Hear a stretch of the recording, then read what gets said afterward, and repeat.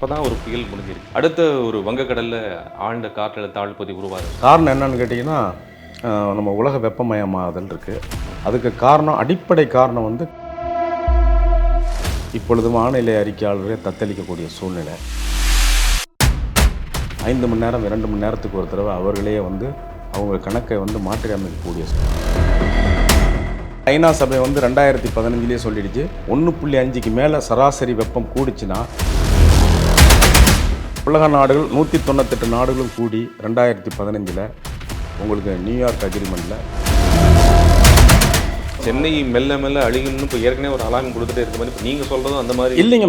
மெல்ல மெல்ல அழியுங்கிறதுக்கு காரணம் என்னன்னு கேட்டிங்கன்னா, திருவண்ணாமலை மாவட்டத்திலலாம் வந்து மழை நீங்கள் பார்க்கணும். மண் சரிவு திருவண்ணாமலையில் ஏற்படுது அப்படிங்கிற ஒரு பெரிய அதிகமாக பாறைகள் குன்று பாறைகள் நிறைய இருக்கிற பகுதி அந்த பகுதி தான் திருவண்ணாமலை செஞ்சு திருவண்ணாமலைலாம். அதனால் வந்து கொஞ்சம் மண் நகர்ந்தாலும் அதோட பாறைகளும் நகர்ந்துடும். எல்லோ அலர்ட்னா மழை பெய்யும், ஜாக்கிரதையாக இருங்கன்னு அர்த்தம். ஆரஞ்சு அலர்ட்னா போக்குவரத்து அத்தியாவசிய பொருள்கள்லாம் பாதிக்கும். அந்த ஆரஞ்சு அலர்ட்ன உடனே நம்ம ஆளுங்க என்ன பண்ணால் சென்னை வாழ தகுதி இல்லாத இடமா மாறுது.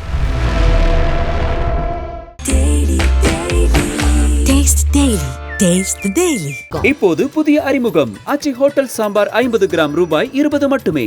வணக்கம் நேர்களே, இன்றைய நமது சிறப்பு நேர்காணலில் அண்ணா பல்கலைக்கழகத்தின் பருவநிலை மாற்றம் மற்றும் பேரிடர் மையத்தினுடைய ப்ரொஃபஸர் டாக்டர் ராமச்சந்திரன் அவர்களை சந்தித்து பேச இருக்கின்றோம். வணக்கம். வணக்கம். சொல்லுங்கள். இப்போ தான் ஒரு புயல் முடிஞ்சிருக்கு, ஃபெஞ்சல் புயல். இன்னுமே விழுப்புரம் மாவட்டத்தில் அதனுடைய டெப்ரிஸைனும் எடுக்க முடியாமல் அளவுக்கு இருக்குது. அடுத்த ஒரு வங்கக்கடலில் ஆழ்ந்த காற்றழுத்த தாழ்வுப்பகுதி உருவாக சொல்லியிருக்காங்க. நெக்ஸ்ட் வீக்கில் ஒரு பெரிய புயலாக உருவாகும்னு கணிச்சிருக்காங்க. புயலாகவோ அல்லது என்ன இம்பேக்ட் ஏற்படுத்தும்? அதாவதுங்க, அதுக்கு வங்கக்கடல்னு ஒன்று இருக்கிற கால வரையிலும் காற்றழுத்த தாழ்வு மண்டலம்னு ஒன்று இருந்தால் தான் உங்களுக்கு இந்த வடகிழக்கு பருவக்காற்று நார்த் ஈஸ்ட் மான்சூன் நமக்கு வந்துங்க ஐப்பசி கார்த்திகை மார்கழி, ஐப்பசி கார்த்திகை புரட்டாசிலேருந்து வரும். ஆக அந்த தமிழ் மாதங்களுக்கு அந்த ஐப்பசி கார்த்திகை மார்கழிங்கிற ஒரு அளவில் வந்து நமக்கு மழை பெய்யும். அந்த மழை வங்கக்கடலில் தான் கொண்டு வரும். அது வடகிழக்குலேருந்து பருவக்காற்று வந்து தள்ளிட்டு வந்து மேகக்கூட்டங்களை கொண்டு வரும். அதுக்கு வந்து காற்றழுத்த தாழ்வு மண்டலம்னு ஒரு காற்று அழுத்தத்தினுடைய தாழ்வு மண்டலம் வந்தால் தான் அதனுடைய உங்களுக்கு உங்களுடைய மேகக்கூட்டம் மேலே திரளும். அதை காற்று தள்ளிட்டு வரும். நமக்கு மழை அளவு ஒரே மாதிரி இருக்கும் தமிழகம் எங்கும். இது இந்த நார்த் ஈஸ்ட் மான்சூனில் வடகிழக்கு பருவக்காற்றுங்கிறதுல இப்போ உங்களுக்கு வந்து மாற்றம் இருக்குது. காரணம் வந்து உங்களுக்கு வங்கக்கடலுடைய சீற்றம் அதிகரிச்சிருக்குது. அதுக்கு காரணம் வந்து பசிபிக் கடலினுடைய அது அருகாமையில் உள்ள கிழக்கே உள்ள பசிபிக் கடலில் உள்ள மாற்றங்கள். அதுக்கு உண்டான அந்த மாற்றங்களால் இந்த இந்து மகா கடல் அல்லது நம்முடைய வங்காள விரிகுடாவும் மாற்றம் இருக்குது.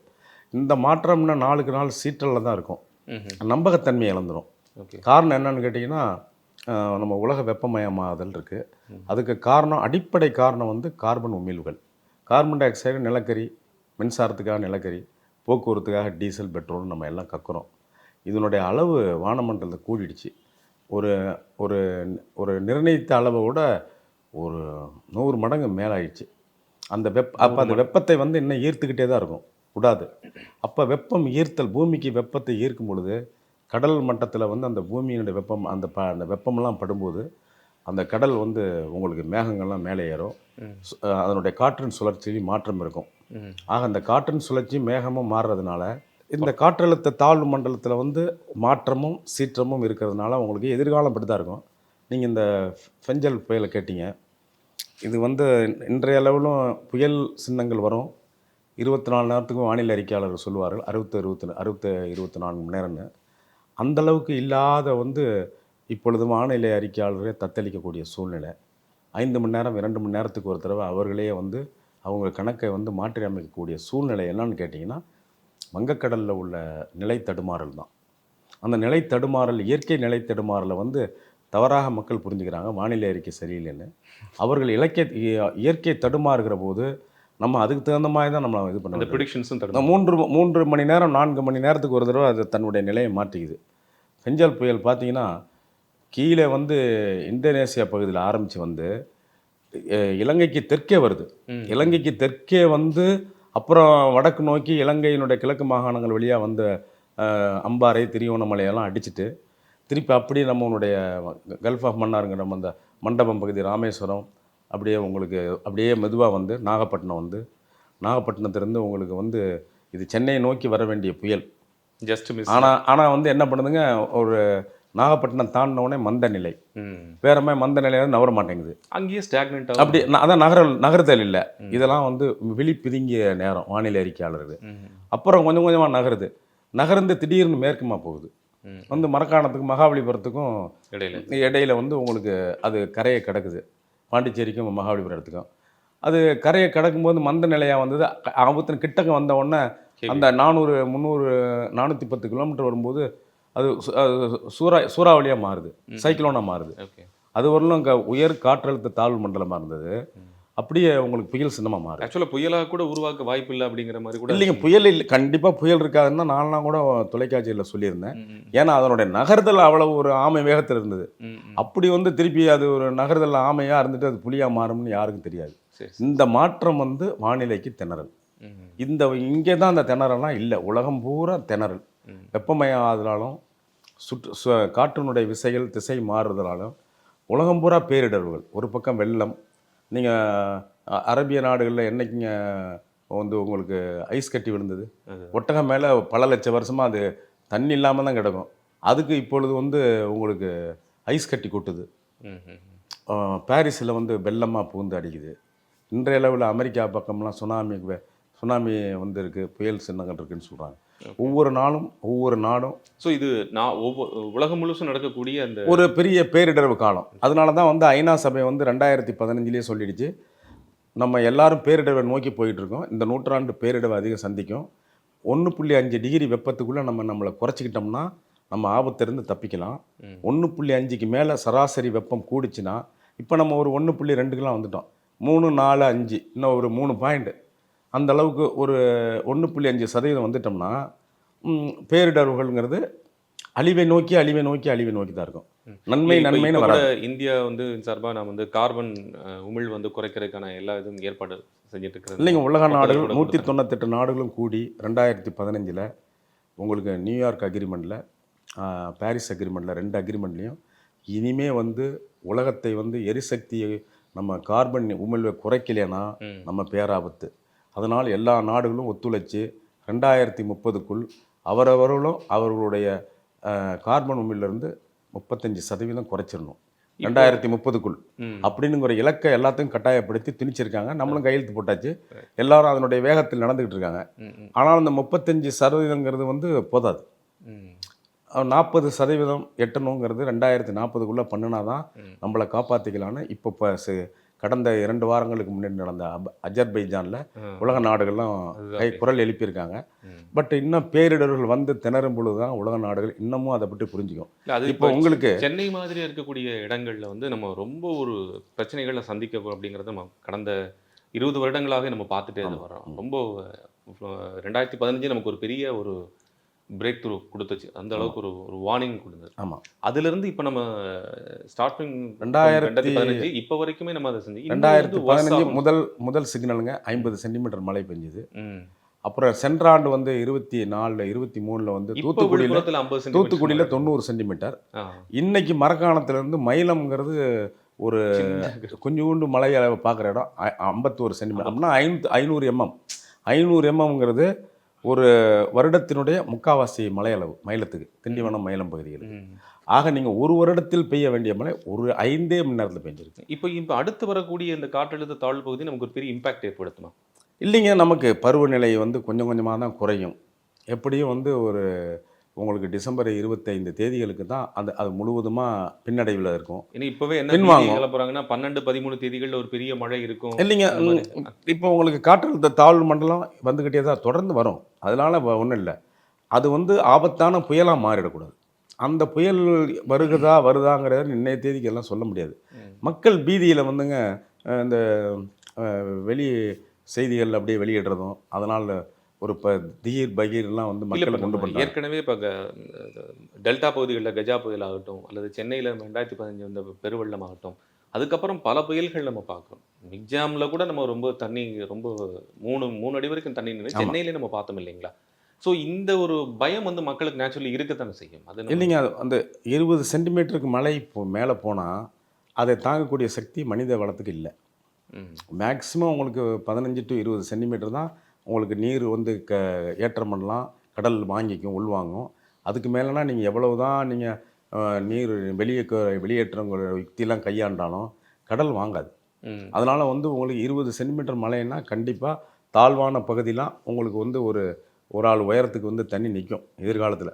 ஒரு ஆள் இப்பயே இடுப்பளவில் தண்ணி வந்துருச்சு. 6 அடிக்கு அதனால் உங்களுக்கு 6 அடி வரலும் தண்ணி வரலாம் எதிர்காலத்தில். ஏன்னா இதே திருவண்ணாமலை மலையோ, ஊத்தங்கரையில் தருமபுரி மாவட்ட ஊத்தங்கரை மலையோ, மயிலத்தில் பெய்திருந்த மலையோ சென்னையை பெய்திருந்தா சென்னையில் பாதி ஊர் அப்படி நீர்நிலையாக மாறி இருக்கும். அப்படியே எல்லாம் நீர் மூழ்கி 1 வாரம் 2 வாரம் கழித்து தான் அது குறையும். அது வரலும் மக்கள் வாழ்வாதாரம் பெரிய கேள்விக்குறியாக இருக்கும். இதெல்லாம் வந்து எதிர்காலத்தில் நடக்கும். எதிர்காலத்தில் நடக்காதுங்கிற ஒரு உத்தரவாதத்தோட வாழ்விடங்கள் இருக்காது கடலோர மாவட்டங்களில். சென்னை 14 மாவட்டங்கள் இருக்குது. சென்னை மட்டும் இல்லைங்க, கடலோர சென்னை மாவட்டம். மெல்ல மெல்ல அழியும்னு இப்போ ஏற்கனவே ஒரு அலாரம் கொடுத்துட்டே இருக்க மாதிரி இப்போ நீங்கள் சொல்கிறதும் அந்த மாதிரி இல்லைங்க, மெல்ல மெல்ல அழியுங்கிறதுக்கு காரணம் என்னன்னு கேட்டிங்கன்னா, நகர்ப்புறம் ரொம்ப அடர்த்தியானது. ம். உங்களுக்கு வந்து ஒரு ஸ்கொயர் கிலோமீட்டரில் 5000 பேர் தான் தங்கலான்னு இருக்கும். ம். இங்கே நம்ம 50 லட்சம் பேர் இல்ல தங்கலாம். அது அர்பன்ல எல்லா பக்கமும் இருக்கக்கூடிய ப்ராப்ளம் தானே. இல்லைங்க, எல்லா இந்த urban- மாதிரி இப்ப டென்ஸ் இதை விட dense பாப்புலேஷன் வந்து population மும்பையிலும் இருக்கு இல்லைங்க சார். இல்லைங்க, இதை விட மும்பை மும்பையில் டெல்லியிலும் இருந்தாலும் அரபிக்கடல் சீற்றம் குறைவு. ஆ. வங்கக்கடல் தான் நம்ம வங்கக்கடல் தான் பேசுகிறோம். அதுதான் அது வங்கக்கடல் என்னுடைய கேள்வி கூட சீற்றம் அதுதான். இப்ப தமிழகத்துக்கும் ஆந்திரா பகுதிக்கும் ஒரிசாவில் கொஞ்சம் பகுதிகளுக்கும் தான் பொருந்தும். இப்போ நமக்கு வரக்கூடிய பிரச்சனைகள் எல்லாமே வங்கக்கடல்ல இருந்து தான் வருது. நமக்கு அந்த இம்பாக்ட் ஏன் வங்கக்கடல் இவ்வளவு ஜாஸ்தி நமக்கு அது வருது? வங்கக்கடல் வந்துங்க பசிபிக் ஆழ்கடலில் வர்ற மாற்றங்கள். அது வந்து எல்னினோம்பாங்க, லானினாம்பாங்க. எல்னினோனா தென் அமெரிக்கா பக்கம் அந்த மேகக்கூட்டங்கள்லாம் அங்கே அழைச்சிட்டு போயிடும். இப்போ லானினாங்கிற வருஷம் நமக்கு இந்த வருஷத்தில் லானினாங்கிறதுல மேகக்கூட்டம் இந்த பக்கம் வரும், நம்ம நோக்கி வரும். நம்ம நோக்கி வருதுன்னா வந்து உங்களுக்கு இந்த இப்போல நம்மளுடைய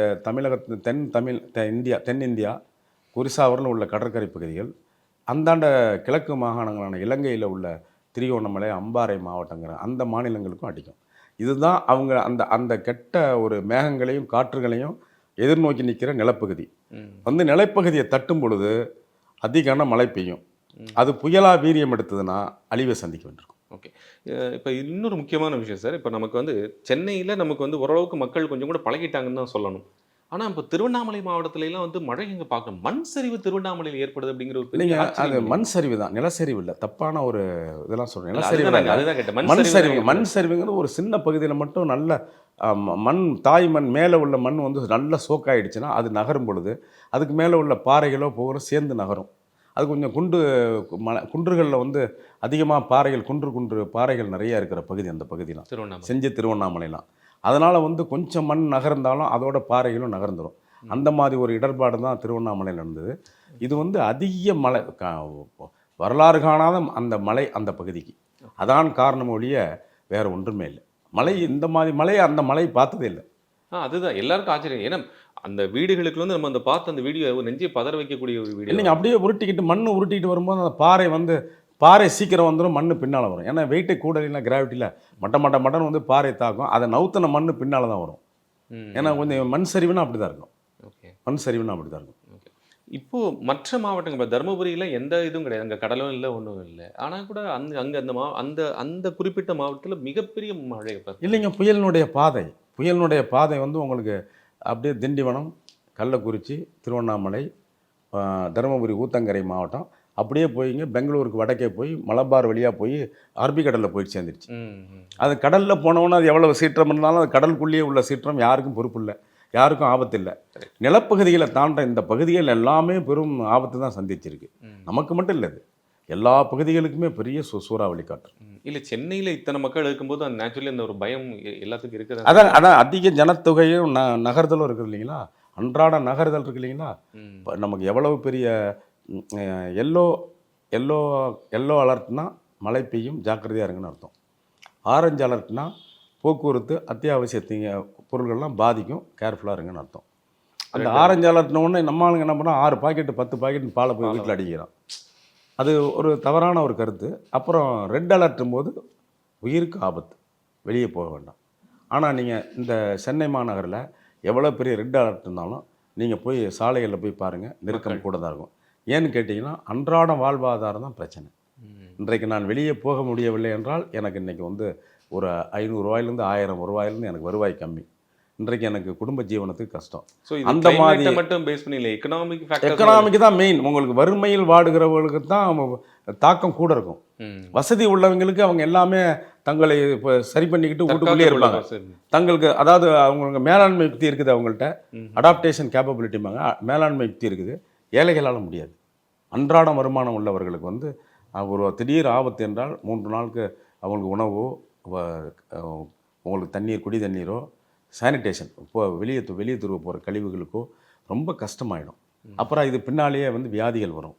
இதெல்லாம் வந்து அடர்ந்த ஏழ்மை குரூப்பாக இருக்கிற பகுதிகளில் தான் உலகம் பூரா வருது. அதனால தான் நமக்கு வந்து இந்த பணக்காரர்கள் ஏழைகள் இருக்கு இல்லைங்களா, இந்த தூரம் வந்து ரொம்ப கூட இந்தியாவில். உச்சக்கட்ட பணக்காரர்கள் இங்கே தான் இருக்காங்க, உச்சக்கட்ட வறுமை இங்கே தான் இருக்குது. அதனால் வறுமையாக உள்ளவங்களுக்கு பாதிப்பு கூட இருக்கும். அதனால தான் நம்ம உலக நாடுகள்லாம் வந்து எங்கெங்கே வறுமைக்கு லாஸ் அண்ட் டேமேஜஸ் இருக்கோ, இழப்பும் பேரிழப்புன்னு எங்கெங்கே இருக்கோ அதெல்லாம் உலகம் ஒன்று சேர்ந்து நம்ம அவங்களையும் கை கொடுக்கணும். இனிமேல் வந்து இந்த பேரிடர்கள் வந்து ஒரு நாடுக்கோ ஒரு தனிநபருக்கோ பொறுப்பு இல்லை, நாம் உலகம் எல்லாம் ஏற்றுக்கொள்ள வேண்டும்னு இப்போ வந்து உங்களுக்கு செண்டாயின்னு ஜப்பானில் 2015 அக்ரிமெண்ட்டில் உலக நாடுகள்லாம் ஒத்து வருது. எதிர்காலத்தில் வந்து மேலாண்மை யுக்தியும் உதவிகளும் அதிகமாக இருக்கும்.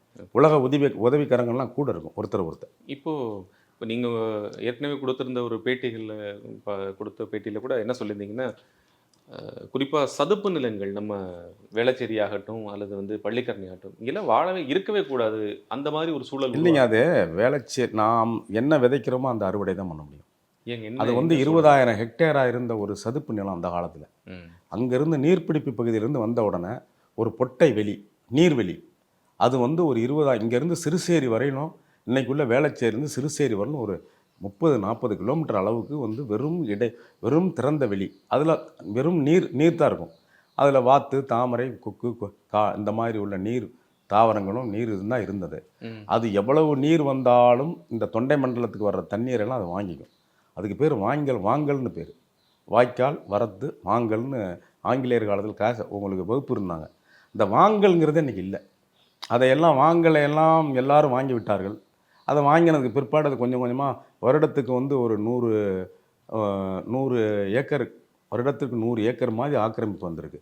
1980க்கு பிற்பாடு இப்போ கணக்கு பண்ணிங்கன்னா அப்படியே ஒரு 100 ஏக்கர் ஆக்கிரமிப்பு வருஷம் பண்ணியிருக்காங்க. சொல்கிறது வந்து ரொம்ப ஒரு பயமுறுத்துறதோ ஒரு அலார்மிங்காவோ இருக்குன்னு வச்சுக்கிட்டா கூட, இப்போது ஐடி ஹப்போ அல்லது மக்கள் பெருவாக வசிக்கக்கூடியவர்களோ தங்களை வந்து ஒரு பெரிஃபரல் ஏரியாவை நோக்கி தான் நகர்த்த, அதெல்லாம் வாங்கல் ஏரியாவில் தான் இன்றைக்கி இப்போ எல்லாம் மக்கள் ஜனத்துக்கு கூட இருக்காங்க. இப்போ இவங்களை நகர்த்த முடியாது இல்லைங்களா சார்? இப்போ அதுதான் நீங்கள் இந்தியாவில் வந்து உங்களுக்கு நம்மளுடைய ஜனநாயக முறையோ இல்லை அரசியல் முறையோ ஒருத்தரை வாழ விட்டுடலாம், அப்புறம் அவங்கள அங்கேருந்து வெக்கேட் பண்ண வைக்க முடியாது. இப்போ உங்களுக்கு அமெரிக்காவிலாம் நியூ ஜெர்சிங்கிற மாகாணத்தில் வாழ்விடம் பொருந்தாது, எல்லோரும் வெளியே வந்து விடுங்கன்னா அவங்களே வாழ்விடம் கொடுத்து ஒரு நகரையே அகட்டிட்டாங்க நியூ ஜெர்சியில். ஏன்னா கடல் மட்டத்துக்கு கீழே போயிடுச்சு. இனிமேல் அங்கே இருந்தீங்கன்னா உயிருக்கு ஆபத்து அப்படின்னு அவங்களுக்கு வளர்ந்த பொருளாதார நாடுகள் வந்து தங்கள் மேலாண்மை யுக்தியில் சிறப்பாக செய்கிறாங்க. நீங்கள் இங்கே வந்து இங்கே வந்து நீங்கள் பொசசிவ், அதாவது என்னன்னு கேட்டிங்கன்னா, இங்கே வந்து நான் கஷ்டப்பட்டு சம்பாதித்தது, எனது அப்பா சம்பாதிச்சது, இல்லைன்னா உடனே போக முடியாது, எங்கே போவோம் இப்படிங்கிற தள்ளாடுதல்லாம் இங்கே தான் இருக்கும். அதனால் மக்கள் வந்து மழை குறைஞ்சிரும் நிற்கும்னு நினைப்பாங்க.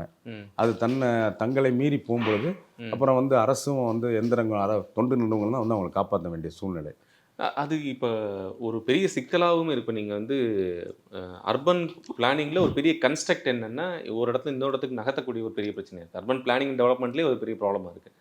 இப்போ இங்கே இருக்கக்கூடியவங்களை எங்கே ஷிஃப்ட் பண்ண முடியும்? அது ஒரு அர்பன் பிளானிங் இதெல்லாம் மாற்ற முடியாதுங்க. ஏன்னா காரணம் வந்து நம்மளுடைய வாழ்வாதாரத்தினுடைய தன்மை அப்படி. மற்ற உயர் நாடுகளோட என்னன்னு கேட்டிங்கன்னா, அது என்னன்னு கேட்டிங்கன்னா, இப்போ நம்ம எப்படி தேசிய நெடுஞ்சாலைக்கு நம்ம வந்து இடங்களெல்லாம் எடுத்து நம்ம கம்பல்சரியாக போட்டு வந்து ஆர்டர் போட்டு நம்ம 8 வழி சாலை 6 வழி சாலைன்னு மாற்றினோமோ, அதே மாதிரி நீர்வழி ஆதாரத்துக்கும் கண்டிப்பாக இந்த இடத்துல ஒரு 2000 வீடுகளை இழக்கணும், ஒரு 100 நிறுவனங்களை இழக்கணும், 100 ஐடார் செக்டரை இழக்கணும் அப்படிங்கிற கட்டாயம் வரும்.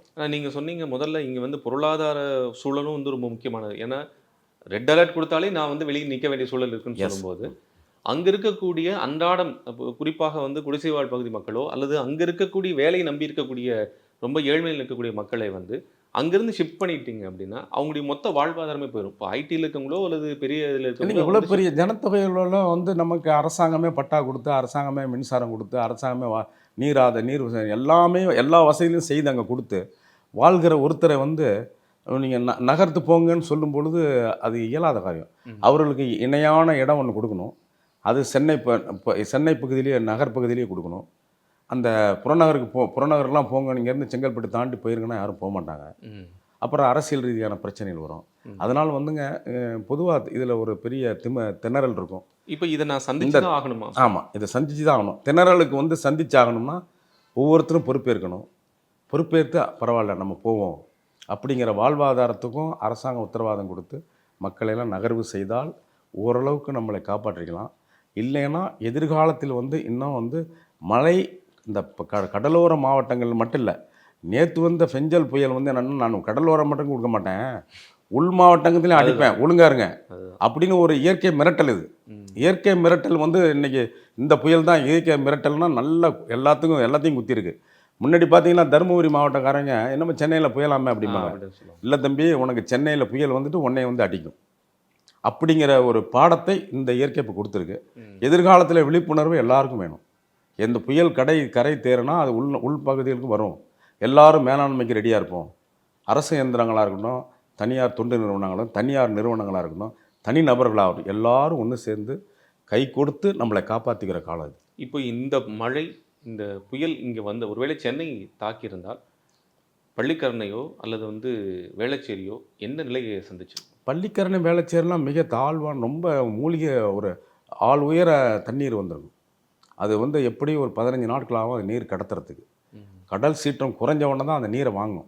அது வரலும் தண்ணீர் இப்போ கிழக்கமாக போகாது, கடலுக்கு போய் சேராது. ஆக வந்து இங்கே உள்ள நீர்பிடிப்பு பகுதியிலேருந்து வர்ற தண்ணி, இங்கே வர்ற மழை, ஏற்கனவே வெள்ளம் தாங்கி இருக்குது, எல்லாம் சேர்ந்து நாளுக்கு நாள் பெருகும். அப்போ அந்த இடத்துல வாழ்வாதாரம் ஒரு குறுகிய காலத்துக்கு அந்த இடத்துல இருக்க முடியாது. போக்குவரத்து தடை இருக்கும், மின்சார தடை இருக்கும், தண்ணீர் சப்ளை போகாது, கழிவுகள்லாம் வெளியே.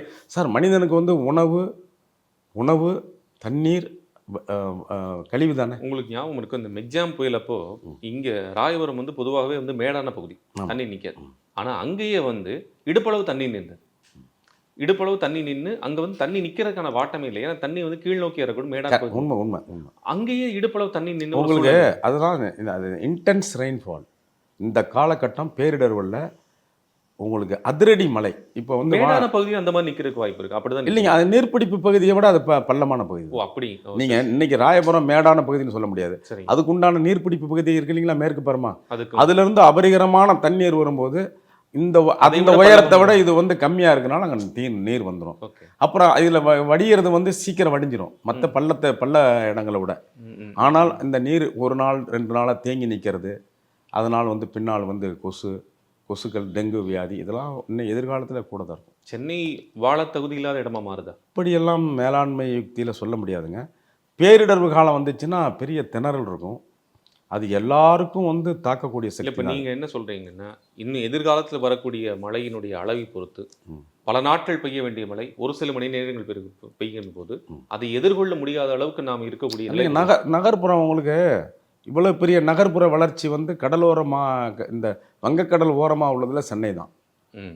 வேறு எந்த வங்கக்கடல் ஓரமாக உள்ள கட்டாக்கோ இல்லை புவனேஸ்வரோ இல்லை உங்களுக்கு ஆந்திராவில் உள்ள பகுதிகளோ எந்த பகுதியிலையும் விசாகப்பட்டினமோ இவ்வளவு பெரிய நகரில் இந்த 2000க்கு பிற்பாடு இந்த 25 ஆண்டுகளில் சென்னையினுடைய நகர்வுங்கிறது, நகர்ப்புகமானதுங்கிறது வந்து பெரிய பொருளாதார வளர்ச்சிக்கு சென்னை போகுது. அதனால் வந்து அதுக்கு உண்டான தளவாடங்களும் அதுக்குண்டான மக்கள் வேலைவாய்ப்புக்கு உண்டான மக்கள் தேடி வந்ததும் அதிகமாகிடுச்சு. அவர்களும் ஆங்காங்கே வந்து எந்த இடத்துல மலிவான விலையில் பிளாட்ஸ் கிடைக்குதோ அதெல்லாம் அவங்க வாங்கி போட்டாங்க. அதெல்லாம் தாழ்வான பகுதி. தாழ்வான பகுதியில் வந்து உங்களுக்கு ஒரு பிளாட்டு ஒரு மோதிரம்னு சொன்னோன்னா அந்த காலத்துலலாம் வாங்கி போட்டாங்க. அதனுடைய பின் விளைவுகள் தான் இதெல்லாம். ஏற்கனவே நம்ம செய்ததுக்கு இப்போ அறுவடை செய்கிற மாதிரி இன்றைக்கி வந்து நீங்கள் என்ன இட்டுறீங்களோ அந்த இதுக்கு தான் அறுவடை பண்ண முடியும். அது மட்டும் இல்லை, நீங்கள் இயற்கைக்கு நன்மை செய்தால் நன்மை கிடைக்கும். நம்ம பண்ணினதெல்லாம் இயற்கைக்கு தீமை, இனிமேல் தீமை தான் வரும். அப்போது இது சென்னை வாழலாம், ஆனால் நம்ம வந்து சேஃபாக வாழணுங்கிற மேலாண்மை யுக்தியோடு தாங்க எல்லாரும் வாழ்ந்து கொள்ளணும். எந்த கடலோர பகுதியிலும் வந்து இடிக்க போது நம்மளை கொஞ்சம் காப்பாற்றிக் கொள்வோம். ம். சிகப்பு வந்துருச்சு, சிகப்பு விளக்கு கொடுத்துட்டாங்க, நம்ம ஒரு வாரம் இங்கேருந்து கொஞ்சம் தற்காலிகமாக இடப்பெயர்ச்சி போயிடுவோம், மழை குறைந்தவுடன் வருவோம் அப்படிங்கிற எண்ணம் வரும் எல்லாருக்கும். நீங்க சொல்லும்போது சொன்னீங்க, இப்ப சென்னை கடலோர மாவட்டமா இருக்கு. குறிப்பாக வட கடலோர மாவட்டத்தில மிகப்பெரிய அளவுக்கு வளர்ச்சி அடைந்தது. ஆமாம். திருவண்ணாமலை அப்படி இல்ல, தருமபுரி அப்படி இல்ல, விழுப்புரம் அப்படி இல்ல. ஆனா இந்த இல்லைங்க, அதாவது மாவட்டங்களையும் இந்த மழை நகர்வின இல்லைங்க, பொறுத்தளவுக்கு புயல் இப்ப இனிமே இந்த புயல் ஒரு பாடத்தை என்ன கொடுத்துருக்குன்னு கேட்டிங்கன்னா, நான் எப்படி வருவேன், எங்கே அடிப்பேன் என்பது யாருக்கும் தெரியாது. என்னுடைய இயற்கை சீற்றத்துக்கு நீங்கள் வந்து முன்ன நிற்க முடியாது. உங்களுடைய நவீன யுக்தியோ, மேலாண்மையோ, இல்லை உங்கள் தொழில்நுட்பமோ எதுவும் என் முன்னால் சாத்தியம் இல்லைங்கிற பாடம் தான் கொடுத்துருக்கு. 300 வருஷத்துக்கு முன்னாடி மழை, 50 வருஷத்துக்கு முன்னாடி மழை, 60 வருஷத்துக்கு முன்னாடி மழை, இப்படின்னு நம்ம வரலாற்றை நோக்கி தான் நம்ம சொல்லிட்டு இருக்கோம். இப்ப இந்த இடைப்பட்ட காலத்துல இவ்வளவு மழை நம்ம சந்திக்கவே இல்லையே சார். இல்லைங்க, தமிழர்கள் வந்து ரொம்ப அறிவுத்திறன் வாய்ந்தவங்க. 60 வருடத்திற்கு ஒரு முறை சுழற்சி வருது, அந்த இயற்கை சுழற்சி. அப்போது இந்த வருடத்திற்கு இந்த மழை, இந்த அளவுக்கு வறட்சி அப்படிலாம் வந்து 60 வருடங்களுக்கு ஒரு தடவை தான் டாக்குமெண்டேஷன். அது வந்து ரச்சாசின்னு அடுத்த வருஷம் ஒரு 60 வருஷம் முடியுது, அப்புறம் திருப்பி 1வது வருஷம் போயிடும். இப்படியே நீங்கள் பார்த்தீங்கன்னா இந்த தமிழர்கள் போட்ட அந்த 60 வருட கணக்கு இருக்குது பாருங்கள், அதை வந்து நான் ஒப்பிட்டு பார்த்தேன், அறிவியலோடு ஒப்பிட்டு பார்த்தேன். அது 1970க்கு பிற்பாடு அது காணாத போயிடுச்சு. அப்போ நீங்கள் அந்த 1970, 80க்கு பிற்பாடு எந்த பஞ்சாங்கம் நம்ம இயற்கையை நம்ம முன்னோர்கள் வகுத்து வச்சு அதை கால அளவை, அதுக்குண்டான இயற்கை சீற்றங்கள், மழை அளவு எல்லாம் பஞ்சாங்கம்னு சொல்லியிருந்தாங்களோ, அந்த பஞ்சாங்கமும் வந்து இப்போ வந்து தலைகளாக போயிடுச்சு. அதனால் பஞ்சாங்கங்கிறது இனிமேலுக்கு இந்த வரலாறுல இருக்காது. இன்னமும் அறிவியல் ரீதியான யுக்தி தான், அறிவியல் ரீதியான யுக்தி தான். ஆனாலும் நம்ம அதை கணிக்க முடியாம திணறோம்ல. அந்த அதாங்க அது கணிக்க முடியாமல் திணறதானே பேரிடர்னு பேர். உங்களுக்கு பேரிடர் இல்லைன்னா அது இடர்வே இல்லைன்னு அர்த்தம். கணிக்க முடியல, என்னால் தாங்க முடியல. நமக்கு இப்போ நிறைய கேள்விகள் வருது இல்லை சார். இப்போ நான் அமெரிக்காக்காரன் வந்து இவ்வளோ துல்லியமாக கணிக்கிறான், இவங்க வந்து இவ்வளோ துல்லியமாக கணிக்கிறார்கள், இது வருகிறது. ஒரு தனியார் ஒருத்தர் வந்து இவ்வளோ தூரம் கணிக்கிறாரு, ஏன் நம்மளால் வந்து ஒரு ரேடார் வச்சுருக்கோம், சேட்டலைட்னுடைய நமக்கு இன்புட்ஸ் வருது, ஆனாலும் கூட நமக்கு சரியாக கணிக்க முடியல அப்படிங்கிற ஒரு இல்லை தவறான புரிதல் வந்துங்க. இந்திய அரசு மட்டும் இதை கணிக்கல. நமக்கு வந்து உலக வானிலை மையம் இருக்குது, ஐநாவோட அங்கம். அவர்களும் நாமும் சேர்ந்து தான் இதெல்லாம் கணிக்கிறோம். தனியார்கள் சிலர் வந்து இந்த உலக மென்பொருள் கொஞ்சம் இருக்குது, அதில் உள்ள சேட்டலைட் இமேஜை வச்சுங்க தனியார்கள் கணிக்கிறாங்க. அது நிறைய பேர் சொன்னது பொய்த்து போயிருக்குது, ஒரு சிலர் பேர் சொன்னது கொஞ்சம் கூடியிருக்கு. அதனால் வந்து எப்படி இருந்தாலும் தனியார்களுடைய எண்ணங்களை வந்து அரசுக்கு பரிமாறலாம், வானிலை அறிக்கை மையத்துக்கு நுங்கம்பாக்கத்துக்கு பரிமாறலாம். அவர்கள் வந்து வானிலை அறிக்கை உலகளாவிய எல்லா ஆப்சர்வேட்டரினுடைய எல்லா வரலாறையும் எடுத்து தான் நம்மளுடைய வானிலை அறிக்கை நுங்கம்பாக்கத்தில் சொல்கிறாங்க. சாதாரணமான இல்லைங்க, 24 நேரமும் கண்காணிக்கிறாங்க. அக்யூரசி கூட ரேடார், டாப்லர், லிடார் எல்லாம் போட்டு தான் நம்ம எடுக்கிறோம். அதையும் தாண்டி அது நகர்வு இருக்கும்போது என்ன செய்வீங்க? அதையும் தாண்டி அது நகர்வு இருக்கும்போது என்னதான் தொழில்நுட்பமாக இருந்தாலும் என் இயற்கை சட்டத்துக்கு முன்னாடி நீங்கள் வெல்ல முடியாது அப்படிங்கிற பாடத்தை தானே அது கொடுக்குது. கரெக்ட். ஆனால் நம்ம வந்து அந்த நகரவை நம்ம ப்ரிடிக்ட், அந்த இது வருது, இவ்வளோ நகர்ந்து வருது, யாராலையும் ப்ரிடிக்ட் பண்ண முடியலைங்களே. அமெரிக்காவிலையும் ப்ரிடிக்ட் பண்ண முடியல. அவங்களுக்கும் டைஃபூன், டொர்னாடோ இருக்குது, அவங்களாலே கணிக்க முடியல. டக்குன்னு 15 நிமிஷத்தில் வந்து நிறைய எடுத்து போயிடுது. ஒரு டிவாஸ்டேட்டிங் எஃபெக்ட். அது இது பேர் டிவாஸ்டிங் எஃபெக்ட். அதாவது என்னன்னு நாசமாக்குதல். ஒரு இடத்த வந்து என்னால் வந்து ஒரு 15 நிமிடத்தாலேயோ ஒரு 5 மணி நேரத்தாலேயோ நாசமாக்கும் வல்லமை நான் படைத்திருக்கிறேன் என்று இயற்கை கொடுக்குற பாடம். சார், இப்போ அடுத்து வரக்கூடிய மழைக்கு சென்னை தாங்குமா? அடுத்து வந்து உங்களுக்கு இனிமேலுக்கு வடகிழக்கு பருவக்காற்று நம்ம என்றைக்குமே அந்த சென்னைக்கு டிசம்பர்னாலே ஒரு பெரிய பயம், அந்த எல்லாருக்கும் அந்த பீதி வந்துருச்சு இல்லைங்களா. அந்த பீதி வந்து டிசம்பரில் வந்து வங்கக்கடலுடைய சீற்றம் வந்து உச்சமாக இருக்குது. அதான் இன்னைக்குள்ள நம்மளுடைய நடவை பொறுத்து நம்ம கணக்கிட முடியுது. சீற்றம் கூட கூட அப்புறம் அதனுடைய வடகிழக்கு பருவக்காற்று குறையும் போது அந்த சீற்றமும் குறைஞ்சிரும். அந்த காற்றும் வந்து அப்படியே குறைஞ்ச உடனே நமக்கு வந்து உங்களுக்கு பருவநிலை நின்றுடும். அப்போ இந்த நார்த் ஈஸ்ட் மான்சூன் நின்று போச்சுன்னா நமக்கு வந்து நல்ல வசந்த காலம். அப்போ உங்களுக்கு அந்த ஜனவரி 1 வந்துடும். ஜனவரி வரும்போது உங்களுக்கு நல்ல காலம் வரும். ஸோ யூஸ்வலாக நவம்பர் 15 டு டிசம்பர் 30, டிசம்பர் 20 வரைக்கும் இருக்கக்கூடிய இந்த பீரியட் வந்து ஒரு இல்லைங்க, அது வந்து இப்போ உள்ள வங்கக்கடல் சீற்றத்தால் நம்ம பயப்படலாம். இல்லைன்னா இந்த வருஷம் இல்லை சார், நான் சொல்ல நம்ம கடந்த வருடங்களே இல்லை, கடந்த ஒரு 50 ஆண்டுகளுக்கு முன்னாடி இது வந்து வரவேற்கத்தக்க மழைக்காலம். மழைக்காலத்துக்கு மக்கள் எல்லாம் வந்து என்ன பண்ணுவாங்க, உங்களுக்கு உங்களுக்கு வத்தல் எல்லாம் வத்தல்களை போட்டு வச்சுக்குவாங்க. சோளம், கம்பு போன்ற நவதானியங்கள்லாம் உள்ளே அடுக்கி வச்சுக்குவாங்க, எல்லாம் வச்சுக்குவாங்க. மழை அடமழை பெய்யும்.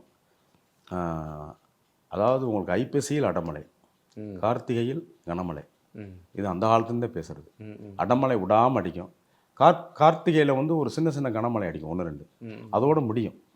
அதோட அந்த மழைக்காலம் முடியும். ஏரி குளங்கள்லாம் ரொம்ப இருக்கும், நீர் ஆதாரங்கள் பெருகி இருக்கும், விவசாயம் பெருகும். அது அறுவடைக்கு நம்ம தை மாதம் தயாராகும். இது இயற்கையாக அது 1 லட்சம் வருஷமாக, நமக்கு 10 லட்சம் வருஷமாக விவசாயம் ஆரம்பித்து 10 லட்சம் வருஷம் ஆகுது.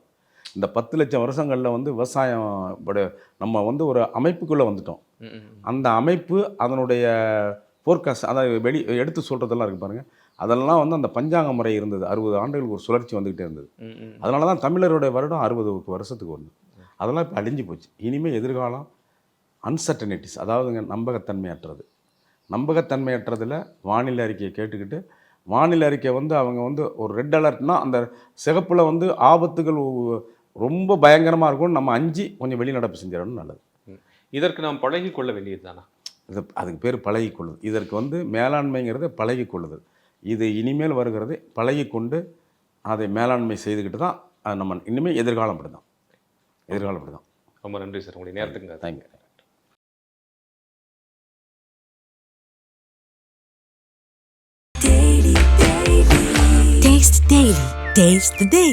இப்போது புதிய அறிமுகம் ஆச்சி ஹோட்டல் சாம்பார் 50 கிராம் ரூபாய் 20 மட்டுமே.